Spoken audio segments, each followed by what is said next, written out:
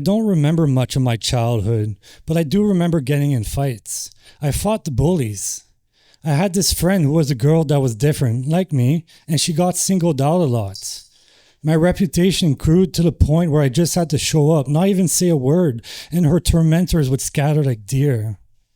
I like to stand up against injustice. It's just who I am. Yet, I had this dream. I think it was a dream. My hands were hurting in it. I think one was broken. My face was hurting also. I didn't recognize what I was touching when I reached up with my fingers. I went and looked in the mirror and I could only see one eye, skin black, blue, and bloodied. The day before wasn't in my memories. I remembered going to the bar, but that's where it ends. Who is that looking back at me? Why is he so disfigured? This surely isn't real. Dreams are funny that way. I had another dream. Well, I think it was a dream. I woke up in a fog in it, barely conscious from indulging in excess the day before. I rolled over to give my love a morning kiss, and what I saw stopped my heart cold. She had terror in her eyes. She was terrified of me. She told me I hit her the day before and went on a rampage after she had woken me up from my coma, thinking I might be dead. I would give my life for her. Why would I do that to the apple of my eyes? This woman who so dearly loved me. This surely isn't real. Dreams are funny that way. And yet another dream. Well, I think it was a dream. Why won't they leave me in peace? I was filled with hatred and rage in it at myself. They had replaced any love I once felt. Well, other than the love for my cat whom found me, whom I recognized myself in, frightened and broken. In this dream, I had my hands wrapped tight around her throat. That's when I discovered the knife in the flame. When turned against myself, it satisfied the consuming hunger of hatred and rage. My hands weren't found at her throat anymore. Why would I want to hurt this beautiful and precious creature that I loved above all else? This surely isn't happening. Dreams are funny that way. These must be dreams. Have to be, right? But I can hear this agonized screaming from within. It sounds like me, like the child I was. If I listen closely enough, I can make out words. This is not who we were created to be. This is not us. We fought the oppressors and now we've become them. We're not like all those other men. Stop being like them. Be different. We don't belong here. I don't belong here. I don't want to belong here. I deserve to be alone and separated forever. I don't want to be a part of this life, least of all with my own destructive existence. I've hence found my new purpose. Turn it all against myself and isolate till the bottle kills me. Drink and suffer. Drink and suffer. Drink and suffer. If you're out there, God, I ask for just one blessing. I ask that you let this kill me before I hurt anyone else. That was a long time ago.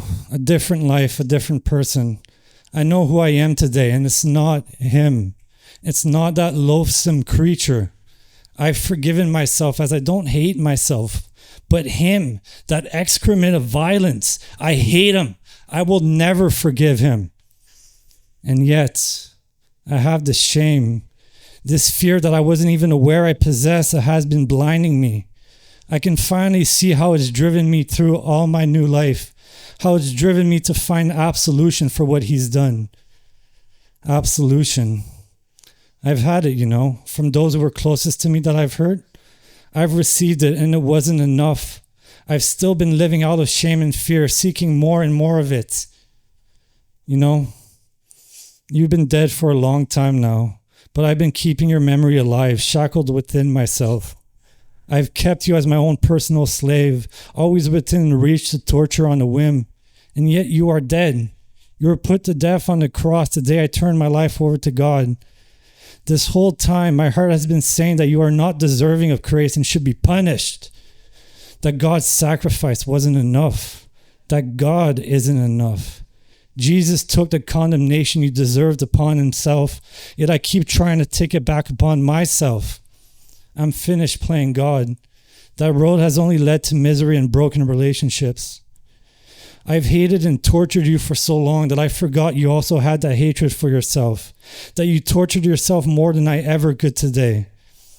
Your heart was filled with the hatred and rage to do it properly.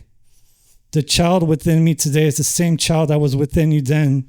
And that child's desire to overflow with love and peace to give to others, it was in you then also. But how could you give love and peace to others when all you knew was pain? The sense of justice and morality that I possessed were never destroyed within you then either. They had just become twisted, broken, violent, useless things. Your cuts and burns are a testament to it. Who are you that God would love you? That he would want to save you? That he would want you? I don't know. Yet he did love you. He did save you, and he did want you. Who I am today in this new heart that God's given me is a testament to it. I think it's about time you find peace. I think it's about time I free you from within myself. I think it's about time I let the memory of you go. So I forgive you.